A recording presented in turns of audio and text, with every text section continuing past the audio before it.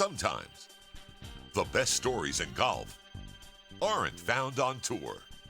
You'll find them at the back of the range. And here's your host, Ben Adelberg.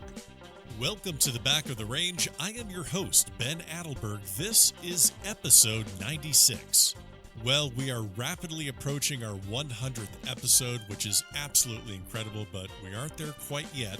Got a few more to go, and I'm very excited to bring you more episodes each and every week here at the Back of the Range. Can't thank you all enough for the support I've received since returning home from the Walker Cup. Apparently you want me to do more videos. I'll see what I can do about that, but in all seriousness, the growth of this podcast has exceeded all expectations, so let's keep it going. Before I get to this week's episode, let's do a couple Mojo updates. Congrats to Cole Hammer and Andy Ogletree. They will be representing Team USA at the Spirit International Amateur Golf Championships in November. So good luck to those guys, Walker Cup teammates. Let's see if they can keep it rolling for Team USA. Congrats to Stuart Hagestad, had a great run at the U.S. Mid-Am, made it all the way to the semifinals. Get used to seeing him in future U.S. Mid-Ams for many years to come. Also, a lot of my friends made it onto Team Florida. That team has been announced in the Southeast Challenge matches. They'll be facing off against Georgia and Alabama. 5 of the 12 men on that team have been previous guests on the Back of the Range, so congrats to the entire team, especially Scott Turner, Chip Brook, Mark Dull, Mike Finster, and Steve Carter. If you'd like to follow those matches, head over to fsga.org. And finally, congrats to Isaiah Salinda and Akshay Bhatia. They are making their professional debuts at the Safeway Open on the PGA Tour this weekend, so all the best to them. As you might have noticed, we still have lots of giveaways that we're going to do. I was able to give away some ball markers and towels from the Walker Cup, which I think that everyone enjoyed. I actually have some more stuff lying around that I'm going to get out very soon. I'm actually going out of town again for a bachelor party golf weekend in Vegas. Yes, I will try and make it back in one piece. So you're going to see a lot of posts on Instagram. I'm going to try and pick up some souvenirs here and there from the different courses we're going to play. So keep following along on social media, especially Instagram. We're also on Facebook and Twitter. All that information, as you know, is available in the show notes of this episode. If you get confused, if you want to go to one spot to get all this information, go to our website, thebackoftherange.com. Reviews. Keep leaving them in Apple Podcasts. Tell me what you think about these episodes. Who do you want me to interview next? What tournament do you want me to attend next? Remember, if you don't tell me what you want, I can't deliver it. So get involved in this podcast. Let me know what you'd like to see in the future. Remember, we have those towels and hats for sale on the website. If you enjoy the podcast and you want to support the Back of the Range, pick up some merch for you and a friend to wear on the golf course. When someone asks you, what's the Back of the Range Golf Podcast? Well, now you can start a conversation and spread the word. That's how this thing works. So, our guest this week was also at Hoylake for the Walker Cup, watching the U.S. team come from behind to capture the win. While I'm sure he was rooting for all the guys in the American squad, he probably paid a little more attention to the Stanford seniors, Brandon Wu and Isaiah Salinda, that helped lead the Cardinal to the national championship.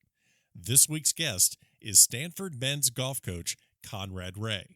Before leading the Cardinal to 2 national championships, the first one being in 2007, and before his stint on the Kornferry Tour and his appearance in the 2005 U.S. Open, he played collegiately at Stanford and was part of that 1994 national championship team that contained Nota Begay, Casey Martin, and Tiger Woods. Conrad is also the host of Golf U on SiriusXM, which is the only show dedicated to college golf on the PGA Tour radio network. We spoke about his coaching philosophy, some of the lighter moments of his career, and a few highlights from the magical run of last season that resulted in a national championship. So let's get to it, Coach. I'm sorry I missed you at the Walker Cup. We were both kind of busy enjoying that, but I'm glad I was able to capture you here at the Back of the Range. How are you?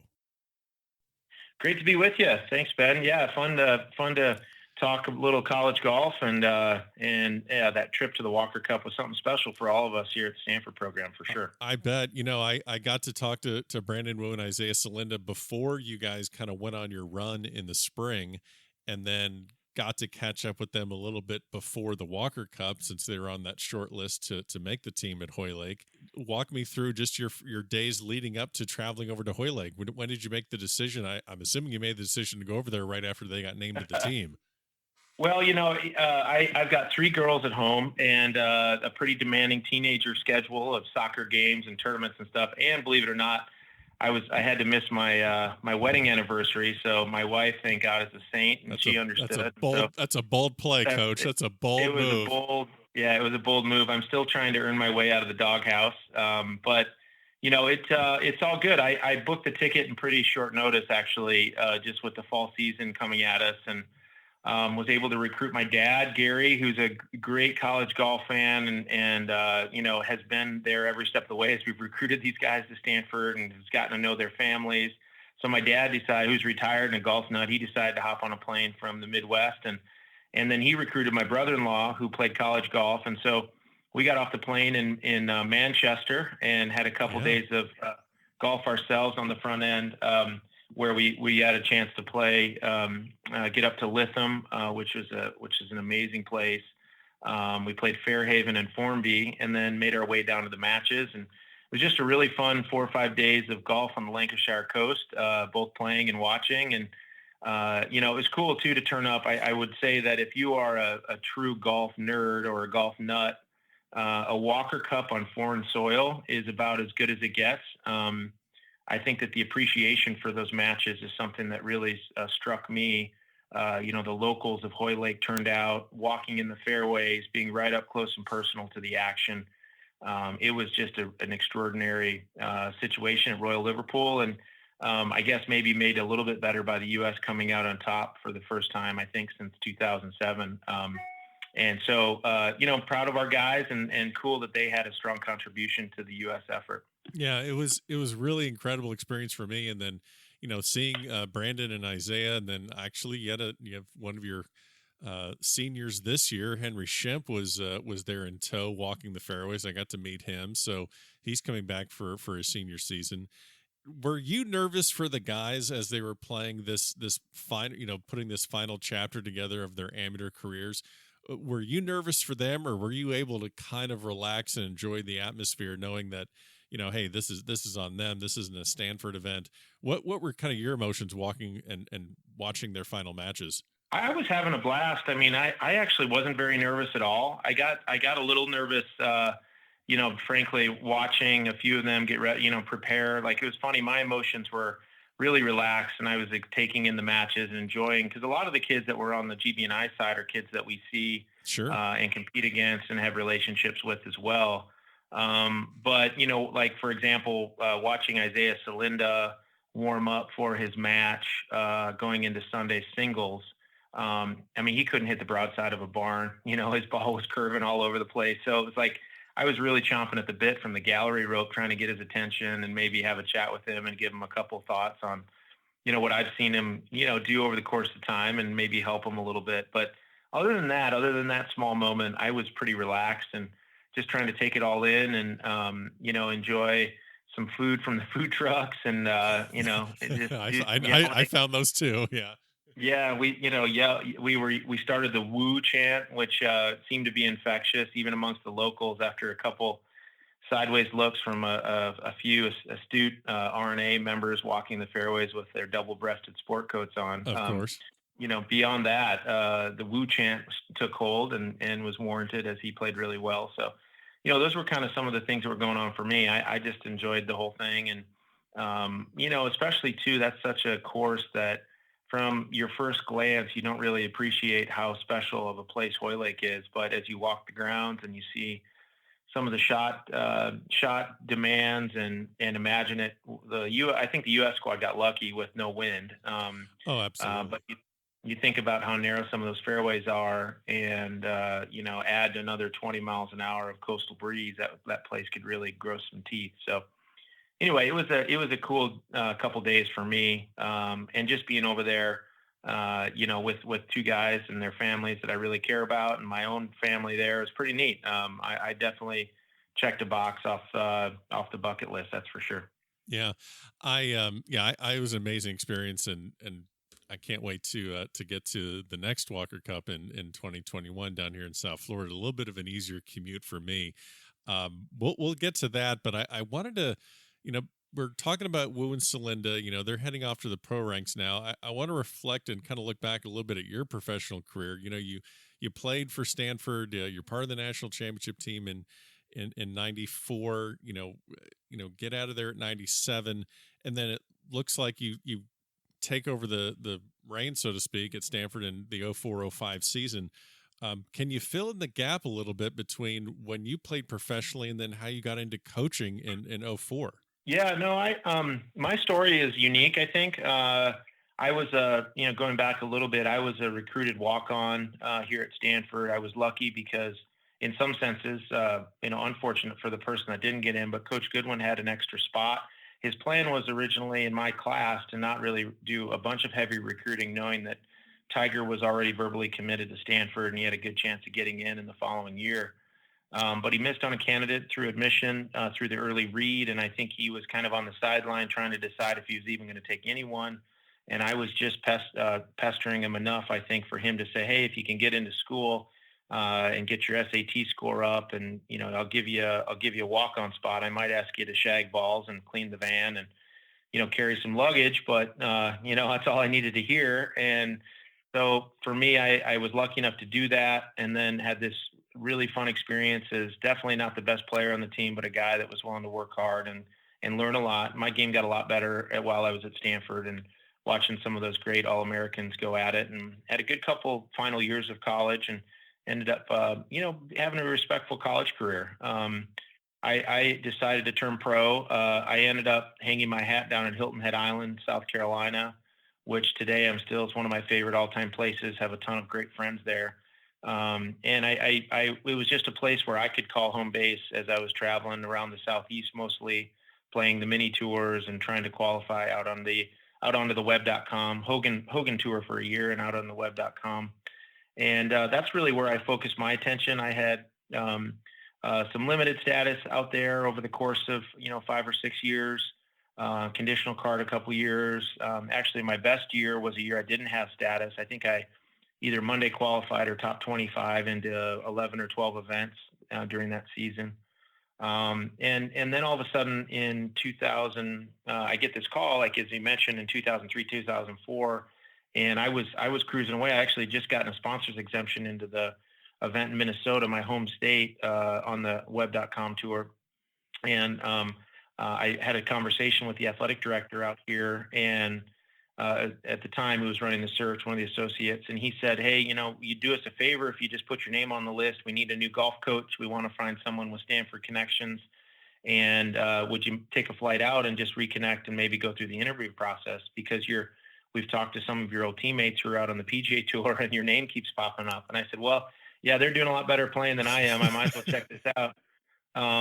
And at the time, Noda and Casey had his card, and Tiger was out there, and Joel Kreibel, So all these guys were out on the tour. And I think for me, I was flattered that happened. I was kind of I wasn't really working at it, if you say that, but I was just like, yeah, I'll come out and interview. And I was lucky enough to reconnect with our athletic director and a few key supporters, and our AD at the time. He was a wonderful guy, Ted Leland.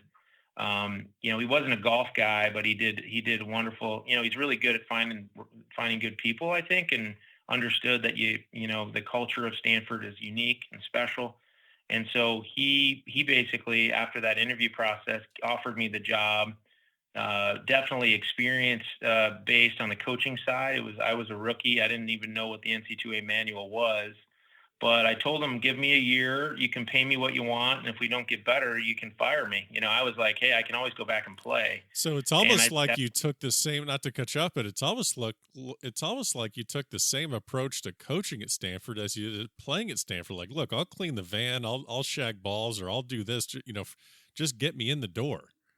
Yeah, I do think that. I think I've always kind of been one of those guys. I'm luckily my parents, raised me that way, but I do think that, you just get, a finite number of opportunities. So you got to go for it, and I try and preach that to my team now. It's you got to sometimes put your put your ego, your courage, you got to muster your courage or whatever it is to get there. And for me, I was just like, hey, this is a cool opportunity. And I was smart enough to look at the position and say, hey, this job at Stanford might not open up for the next 30 or 40 years. And it's my alma mater. And so I was like, well, give me a shot. We'll see what happens. And then I was, again, feel very fortunate, but I had some great guys on the team that I inherited, some wonderful guys that just needed a little shot in the arm, some confidence, some belief in themselves.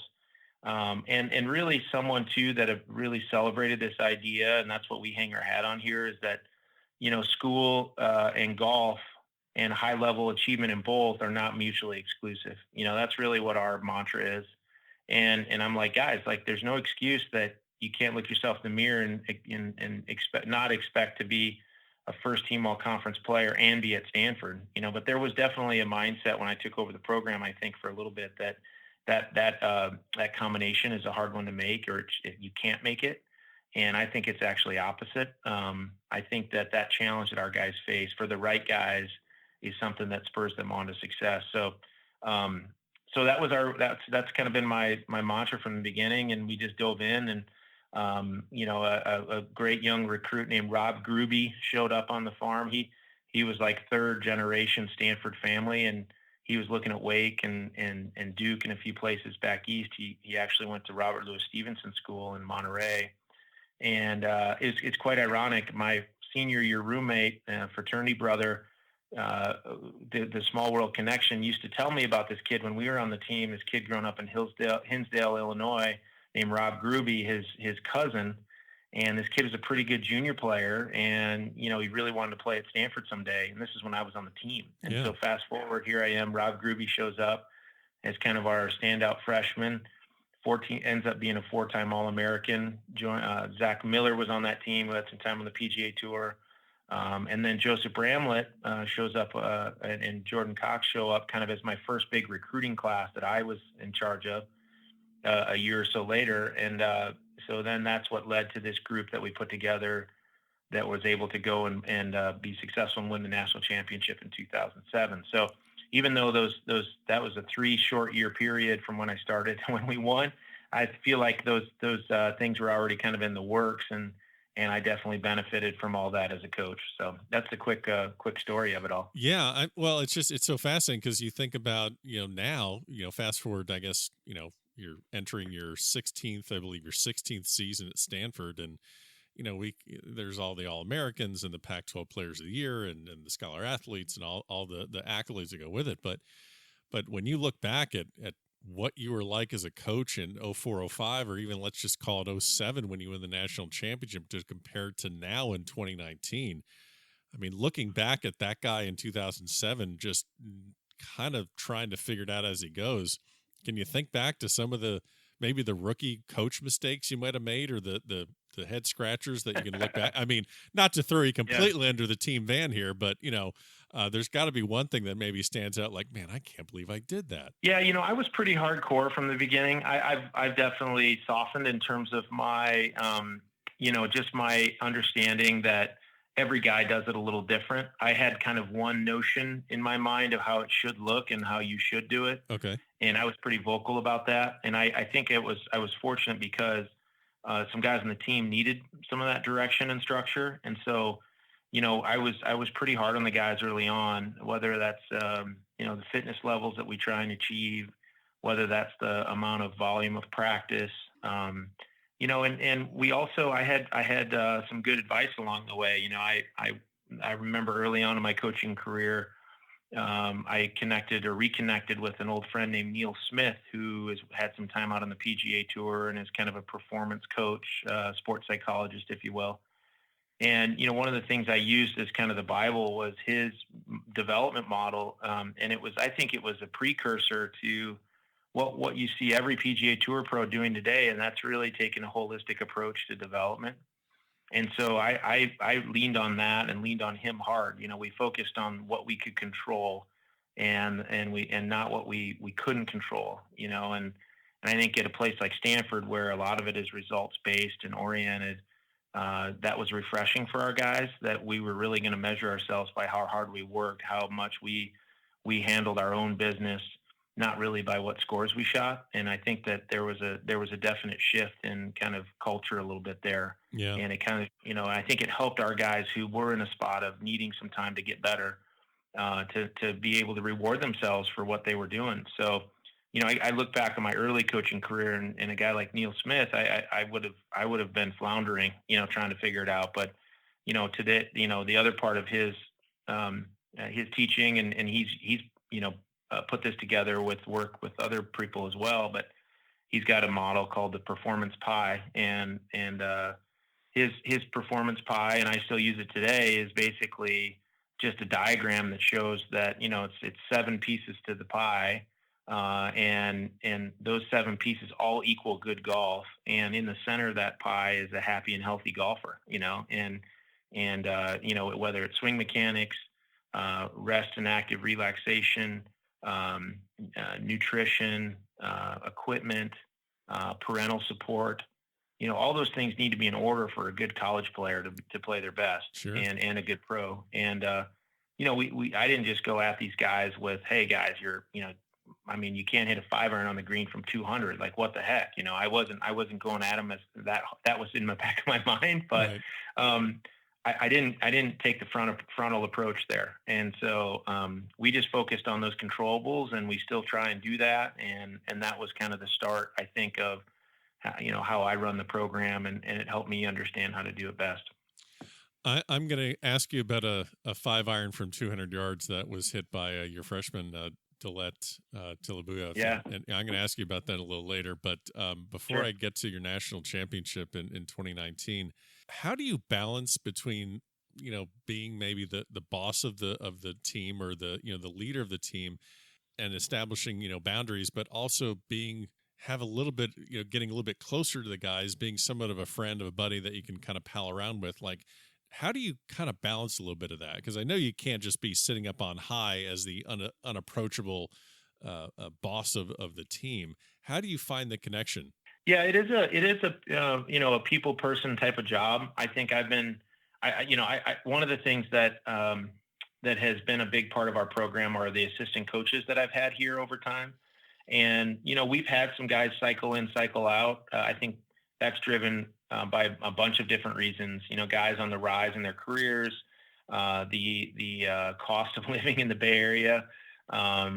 Just guys I've made some hires, kind of out of the box hires as assistant coaches, but I've done that really thoughtfully, I think, or I've tried to. All these guys have brought different things to the table. And even if you look back at my first assistant coach, I hired a guy named Sam Purrier, who was running the Eastlake Junior Golf program before it was taken over by the First Tee.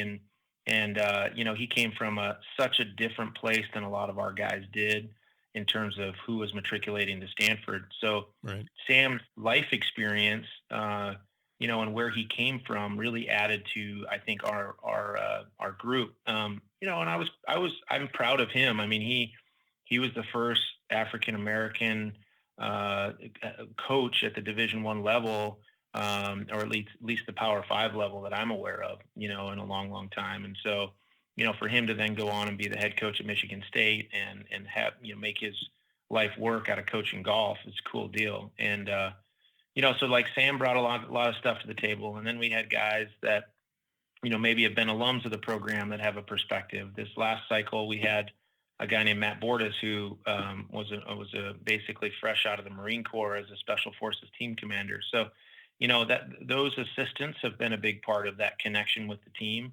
I've tried to make it my mission to make a conscious effort to connect with every kid that I have here, and not have that, that door be that tough to get by or whatever. I'm smart enough, I think, to know that I'm getting older every year. And I need to, I need to keep working hard at that, because the kids stay the same age. And that also is true as I go through the buffet line at the tournament too. They're eating like 19-year-olds, and I need to eat like I should be as a mid 40-year-old. So, the point is that I think just having that connection with your players is really, really important. And the guys that I admire in the coaching ranks around the country are guys that do that really well. And if you don't have that, it's difficult, when you're in the heat of the battle, or you're in that moment when you can really make an impression or teach a lesson or give them something that will help them for a long, long time in their golf game, Yeah. or in life. If you don't have that connection, you don't have those moments to share. So that's an important part, I think, about being a good college golf coach. Well, I have to ask about, 2019. As I said earlier, I spoke with Brandon and Isaiah. This was before, I believe, your Vegas event in March. And looking back after, now that all that's transpired, with winning the national championship and all the success, but I actually went back and listened to that episode, and they didn't sound as chipper as they did, when I talked to them after the national championship. I guess that time around February, March, before that Vegas tournament where you guys turned the corner and then won out, they kind of sounded a little bit down in the dumps. I think I remember them saying something like, well, if we make it to regionals, they weren't as maybe as optimistic about the way their senior season was going to wrap up. That's how the players were. What were you going through around February, March when things were not looking great? Well, it's funny and because then what are you dealing with internally, and then how do you communicate the right message to your team? Yeah, it's hard to communicate that. I remember standing up at some function or fundraiser and telling a bunch of big time Stanford supporters that this is the worst, best team I've ever had, and they were kind of looking at me like, what's this guy saying? And I guess what I was trying to communicate was I really, and I don't want to claim that I had a false sense of anything, but I really never doubted this team in a weird way. I knew that we had to figure out some stuff, and I knew that if we were going to be the best team that we could be, you needed to have all cylinders firing, and that's what we were able to get going. I used the stat. I think the stats basically support that. In the fall, we played a very competitive schedule, and there actually, I don't think that there was a single week where both Brandon Wu and Isaiah Salinda finished both in the top 20. And they had their good weeks, but they also had some other weeks too, and or events. And so, for us, when both those guys started playing well, that's when it kind of really started. And they worked hard in the off season. We did a lot of things team related that I think spurred that on, whether it was in the weight room or here on campus with our practice regimens that we maybe don't normally do. And they got it going, which is really cool. And then all of a sudden you get guys like Henry Schimpf and David Schneider and Dalet, Telebeliev, just tossing in rounds here and there that were huge rounds at the time. So I think people started getting the vibe of like, let's get on a roll. Let's try and make winning something that we're used to. I really do think that winning is a habit in college golf, especially in the springtime. It's rare that you see a team not win in the regular season and then go make a run at the national finals. So, we wanted to get on that early in the new year, and they were able to do that. So a lot of things had to happen, but I think probably the sum of the sum was that both those guys, Isaiah and Brandon, really started playing well at the same time. The thing with the national championship I want to ask you about, I mean, obviously you get through the stroke play portion, you run through the matches. So you run through the matches, you get through Wake Forest, you get through Vanderbilt, and then obviously you beat Texas. You won all three sessions, 3-2, so could not have been any closer than that.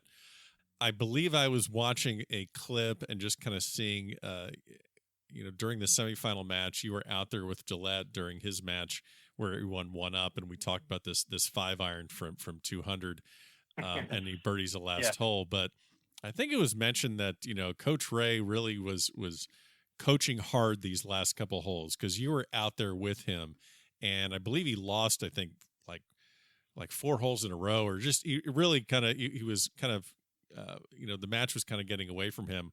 And for people that want to know, like, okay, what does a college golf coach actually do? Like, okay, he recruits the team and gets them to the tournament, and he'll give a speech here and there. But once they get out there and they start playing, it's really on the players.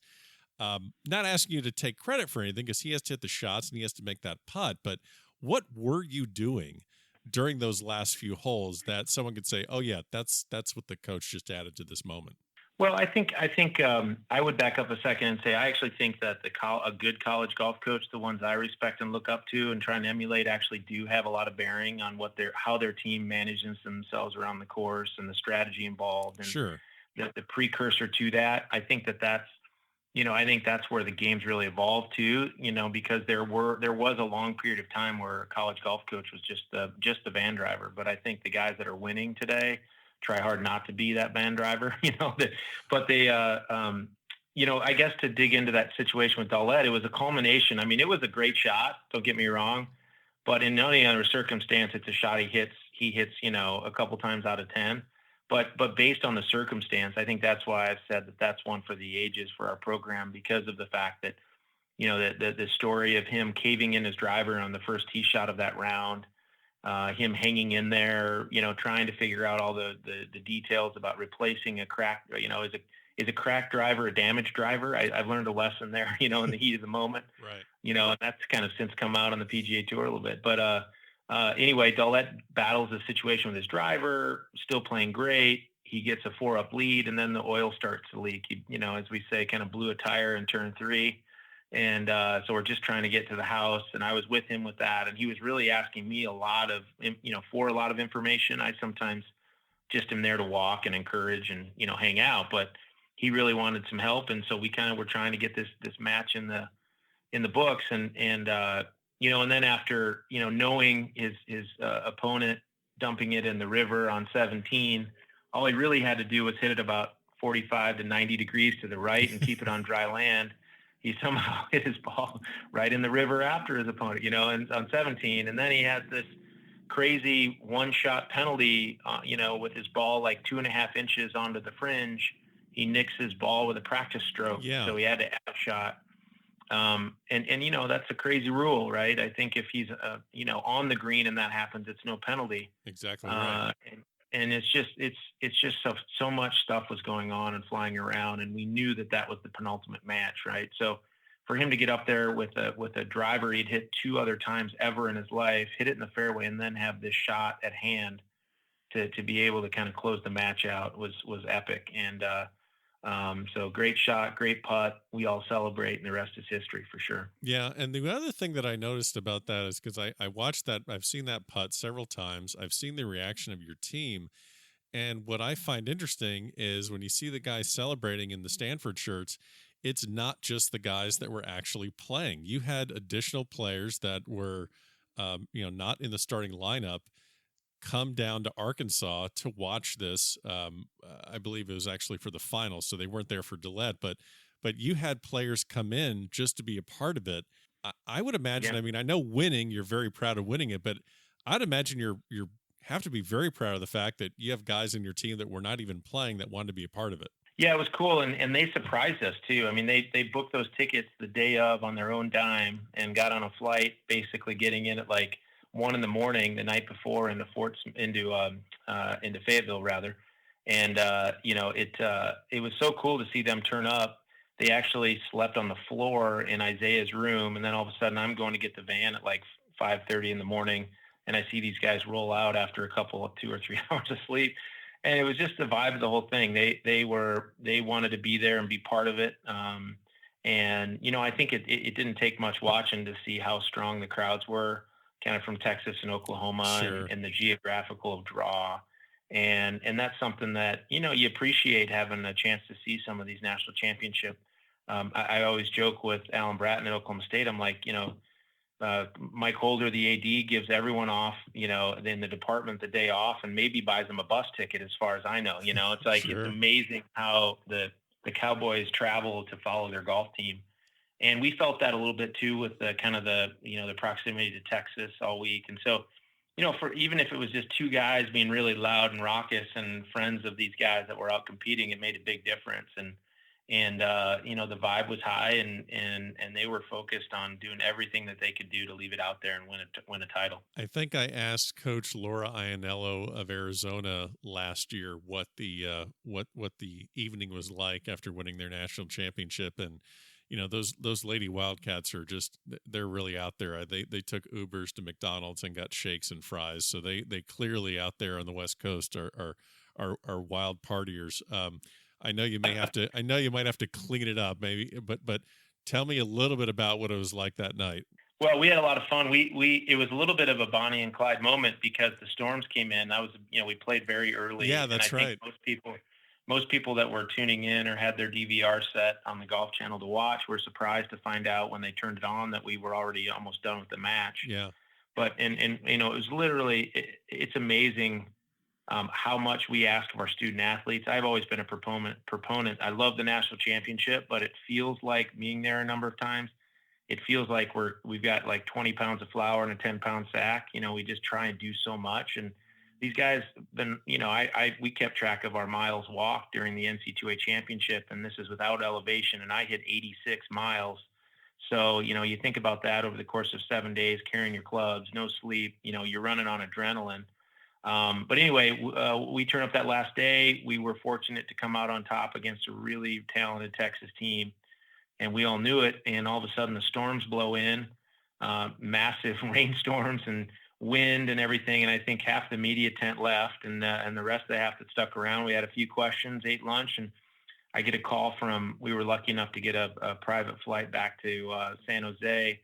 And the pilot called and said, "Hey, you better get out here. We're not going to get out tonight." And so we literally, in our team unis, threw the trophy in the van, you know, and we're flying down the highway to try and get to the airport to hit this window of time to be able to get out. And so, I mean, we were back on campus, you know, almost by 4 or 5 in the afternoon. It was a wild day to think about. So, it was really quick, and we celebrated that night. We had a little bit of a neat reception. A bunch of people in our athletic department turned up and welcomed us back along with our women's team.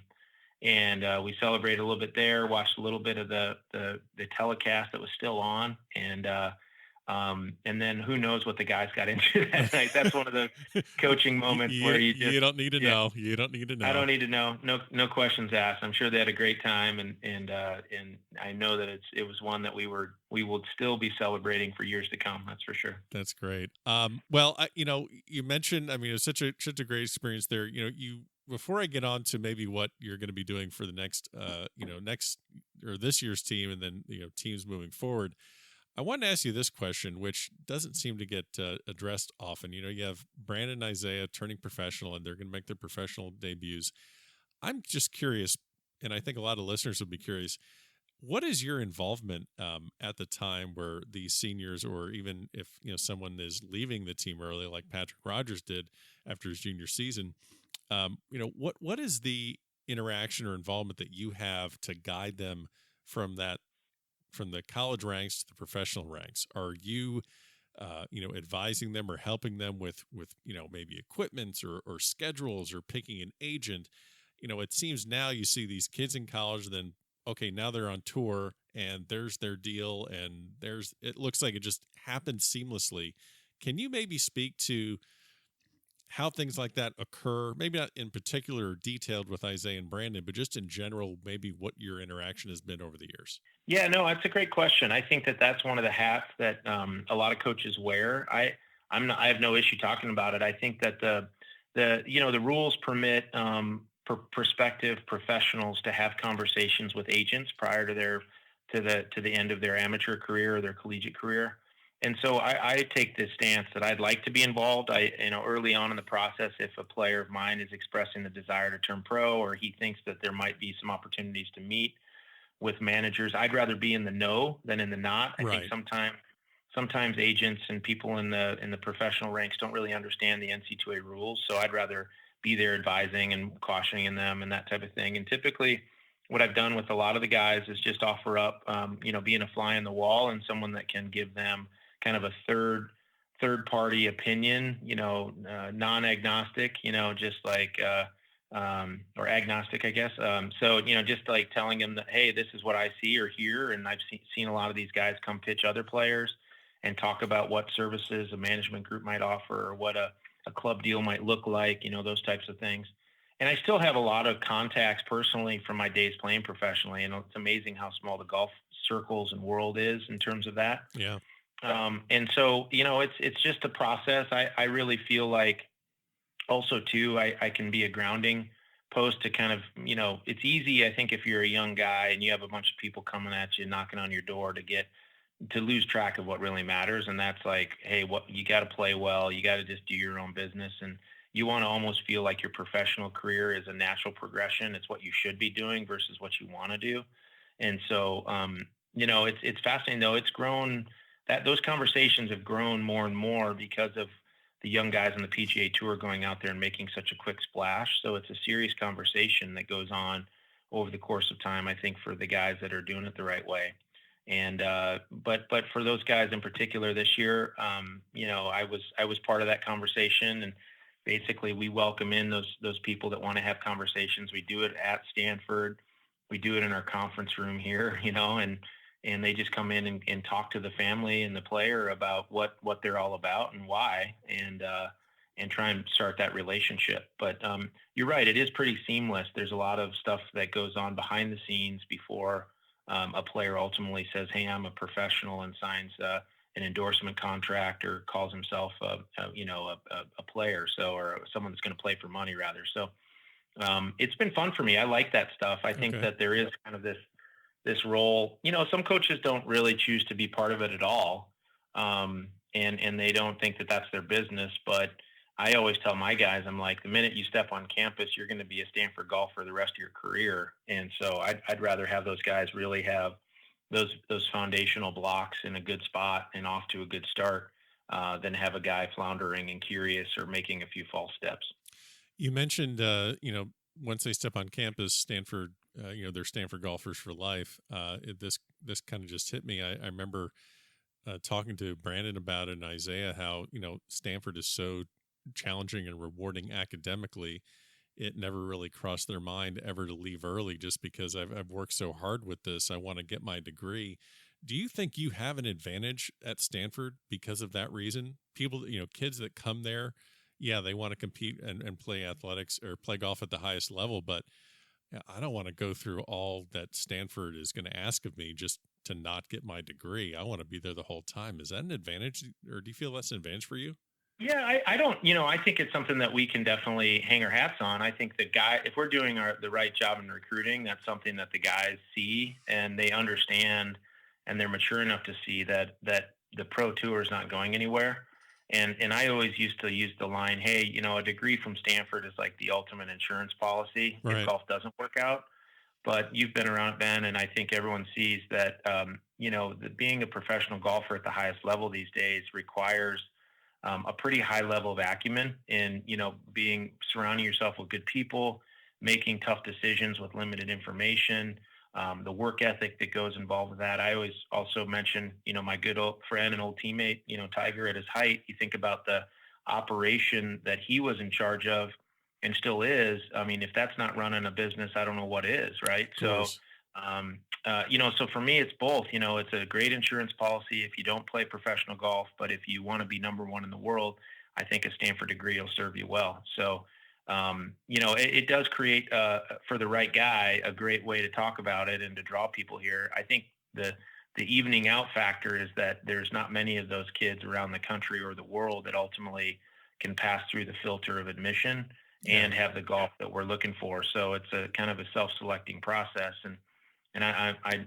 honest truth that there's literally probably only 2 to 3 kids a year in the entire world that have both of those check boxes. And so, for us, we have to be good at finding those kids and then kind of capitalizing and making sure that they end up on campus. You mentioned recruiting, and I know you've done, shockingly, you've done other podcasts before you've done mine, and it hurts, but it seems good though. Okay, good. Well, a question that I know you've been asked, the obligatory Tiger Woods question, and I've given it some thought of how I can ask a similar question to, tell me a Tiger story. And, I kind of want to ask this question. You've had all these great alums. You've had, you got, Nota Begay, and you got Kreibel and Casey Martin, and then Patrick Rogers, and of course, Tiger Woods. I know that they come back to campus. So my question for you is this: have you ever had to pull one of these alums aside and say, look, I need you to be a little bit more of a role model here and kind of, be the adult here, and less of you hanging out with these kids and reliving your college days? I mean, have you had to maybe get something out of them? Like, this is why you're here. You're here to help me recruit, not to spend the weekend with college guys on the course, yucking it up. Have you ever had to No, I one of the things that underlines our program is having fun, Right. and I actually, if there's anything, I wish when those guys come back that they have more fun. I Oh, think that our place should be a welcoming place. And, all those guys that you mentioned are good guys and they like to have a good laugh. And, obviously Tiger's in that bucket. I think that's one of the things that doesn't get talked about enough, actually, is Tiger's sense of humor. I think when that comes out, people really are drawn to him. I always tell my one quick little Tiger story, and I thought about it recently when I was at the U.S. Amateur at Pinehurst. I was super lucky to get in as an alternate in the 2005 Open, and I bugged him. He was playing great and was at the top of his game. In fact, he contended on Sunday, and Michael Campbell ended up coming out on top. But looking back early in that week, on Monday morning, he had texted me and said, "Meet me for a 6 a.m. practice round and don't be late." So oh I God. had just come off the national championship, and my game was as rusty as it gets. And I'm like, oh my gosh, I tried all this time to get in the Open, never played, and then ultimately get in my first year coaching as an alternate. So there you have it. And I get there, it's half dark out. I'm trying to hit balls and I'm pouring sweat. It's a hot, humid morning. And it's a true story. It's 3 balls to warm up. Now, granted, he probably got up at 3 o'clock and had worked out and done his commercial already, or had some calls or whatever. But he hit a sand wedge right over the flag from 100 yards. He hit a 5-iron off the 200 marker. I mean, just absolutely striped, and then a driver off the back range fence. And he's like, "Okay, let's go." And my caddy's over getting coffee or doing something, and I'm like scrambling, like I didn't even know, what I was up to. Right. So he's striding to the first tee, and we go down through this tunnel and walk out onto the first tee. And I kid you not, there were probably about 2,000 people waiting for him. That the Sunday paper had basically let the word out that Tiger was going to be practicing at 6 a.m.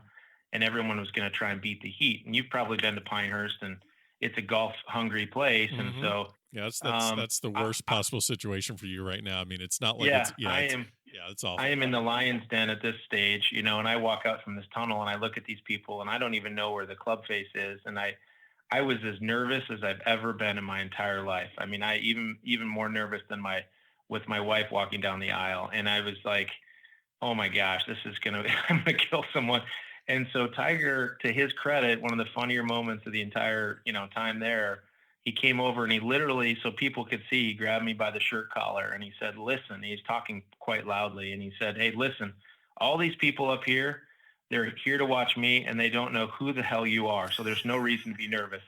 And the crowd erupted and we all had a good laugh, and it broke the ice a bit for me, and I could take a breath. And I still had to yell four off the first tee. That's the funny part of it. I hit a big hook into the left gallery. So Of course, of anyway, course. there you have it. That's my Tiger Woods funny story for the day. But he's got a great sense of humor, and I love that about him. And I think when that comes out, people really enjoy it. I know we have limited time. I appreciate you sharing that story. I was hoping for one, like Patrick Rogers hanging out watching movies with the guys until 3 in the morning or something like that. But that's okay. Well, that story works. We have checked the box off. But I want to ask you. You also have your own radio show on Sirius XM Channel 92. It's Golf U, and you talk about all things college golf and junior golf and the amateur game, and very passionate about it myself. And I'm just curious. I mean, there's plenty of topics we can get into, and I know we have limited time, but what is one of the most popular questions maybe that you get from parents or juniors since you've started that radio show? Well, I think what people really enjoy about the show, and it leads to the questions that they ask, is just really digging a little deeper into the philosophies of college golf coaches and how they approach developing their players and their team. I think, we've kind of started to go down this road with the show of really golf performance. I think that's something that is kind of underserved in the space. You're not underserved with swing instruction, swing tips, equipment, PGA Tour highlights. All those things are things, if you're a golfer, you like. But what we really have enjoyed is just this idea at a high level of golf performance, and one of the best places to find it is in the college game, because it's a pretty open source type of conversation. You can get a college coach on there and they're going to tell you a lot about how they run their program or develop their players. You can get the players themselves on there. I mean, I remember interviewing Colin Morikawa a year ago after some success in the college ranks, and asking him how he practices, what he focuses on, Yeah. what he thinks is important, and you're not going to get that from a normal PGA Tour press conference, and so for me, that's what I've loved about the show, and that's where the questions have mostly come from. Is just that understanding how to perform the best on the course. It's not about how the swing looks. It's not about the what. It's like the how, and so we try and focus on that, and it definitely touches all the layers, both at the amateur level, the college level, and down into juniors. And so I think that's what people have enjoyed most about the show. I'm still trying. It's interesting being on Sirius XM. It's a wonderful group and organization, and we feel honored to be the only college show on a network that really focuses on the PGA Tour. They don't really tell you how many people are listening, so it's good that you're listening, along with my mom and maybe a couple relatives back in the Midwest. So we've added to our list today, which is good. We're all going to get T-shirts made, so we'll send you one. Yeah, I might send you a free hat or something. You never know. So. But it's been cool. It's hard to believe that we're in our third year doing it, and I've got a great partner there, Kyle Gentry, who I tell people is cooler than the other side of the pillow, or the other one, as he likes to say, could talk a dog off a meat wagon. Nice. So we're both those things are true, and he's been a great partner and does a lot of the research for the show. Actually, I just get to show up and ask questions and talk and connect with some old friends around the subject of college golf. And how long have you been doing that? Well, we're almost 3 years now. So it's Nice. The backstory really quickly is that there's a wonderful guy named Scott Greenstein who has become a great friend through golf. He's a golf addict like we all are, and he was on campus one day, and he very, very just randomly popped into my office, and we struck up a conversation.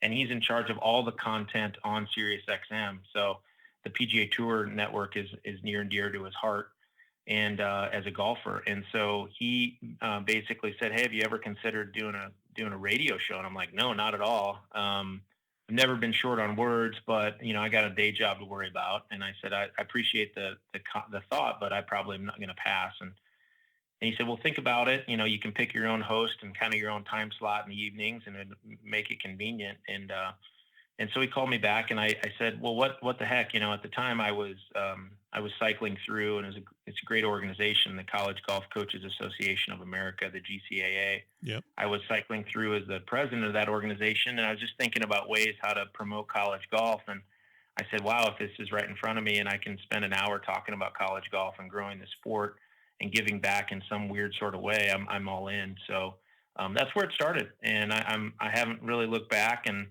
they haven't canceled our show. That's how we, that's how we kind of measure our success. If we haven't gotten the hook yet, per se. So it's all good. No, that sounds great. Well, I'm sure it keeps you on top of all the topics. I'm gonna let you go, but I need to close this out for you. But I just wanted to hit on one random topic. Now, you started in '94. I'm sorry, you won the national championship in '94. You graduated in '97. I was a freshman. Yeah, I was freshman in '93. Won the spring of '94. We won, and finished in '97. Yeah, and then, but now fast forward. I wonder if you could tell me, because we're all gearheads and we like anything new and shiny. So you get the college bag and all that stuff. But I wonder if you could give me an idea of what was the bag and clothing that you received as a player at Stanford, as opposed to what these guys get now. Oh my God, that's been a huge transition. Yeah, we were talking about that the other day. I mean, Coach, there's two there's a funny story around that I could share, but basically it was like you'd get a sleeve of balls per tournament. Okay. We had 2 or 3 shirts. We had 2 or 3 pairs of pants, and if they fit, you were lucky. My first year, we had we carried ping bags, but that was when you had the wooden dowel. And yes, I have one. I still have one of those. Yeah, after about 2 weeks, the red Stanford bag would fade, and so it was a day too where they hadn't changed the amateurism rules, so equipment all had to be purchased by the given program. You wouldn't just get a box from a manufacturer if you were a top kid. So the interesting part was there was incentive there to play well, because Wally Goodwin, who's a Hall of Fame guy here, wonderful guy and a huge part of my golf life and just general life. He's an awesome guy. And he basically, there was a vibe where you have better just have shot in the 60s if you were going to go ask him for anything. And so I think about that today sometimes when I got that kid that just rolls out a 76 in qualifying and he's coming to ask me for a new set of wedges, but Right, it's a different animal today, and so, you had to earn everything you got. And so that whole dynamic with equipment has really, really changed, and how easy it is to come by and how much companies are spending on equipment. The quick story I was going to tell was, I always loved when Tiger would qualify for big events outside of his college career. In my sophomore year, his freshman year, he played in the World Amateur right out of the gates, and I got to take his place. And for some reason, we were partnered with Bobby Jones at the time, and for some reason, Coach wanted to make sure my pants fit, and he ordered 44 waisted pants. And I'm like a 38. So I show up in Tokyo, Japan, wearing these 44s, and they were like cinched up with a piece of rope. And it was basically the joke of the entire trip, because I had these clothes that looked like I was a quadruple extra large trying to get around this hot, humid, hilly golf course in Fujikura, Japan. So nonetheless, a lot of fond memories, and man alive, though, things have changed when it comes to equipment. Yeah. I saw firsthand what the Walker Cup team had, and I just was like, this is borderline ridiculous. I mean, you guys look like fashion models. I mean, it was crazy what they were wearing out there. Yeah, no doubt about it. It's changed a lot, and I think it's cool because it just shows that people are paying attention. Those people wouldn't be giving that free stuff out to the USGA or college programs if it didn't matter or have an impact, and that just tells me things are going the right direction for our sport, for sure. Well, Coach, I really do appreciate the time. I know you're getting ready for your first tournament of the fall, looking to go back-to-back, as I'm sure you were eagerly anticipating another run at the National Championship. Hopefully we can do it again sometime soon. And thanks for stopping by the Back of the Range. You bet. Great being with you today, man. Thanks for the opportunity. And there you have it. Special thanks to Coach Conrad Ray from Stanford for stopping by here at the Back of the Range. All the best to you, Coach, and Stanford, trying to go back-to-back at the NCAAs later in the spring. Remember, follow along on Facebook, Twitter, and Instagram for all the information needed in this podcast, and we'll see you again next week here at the Back of the Range.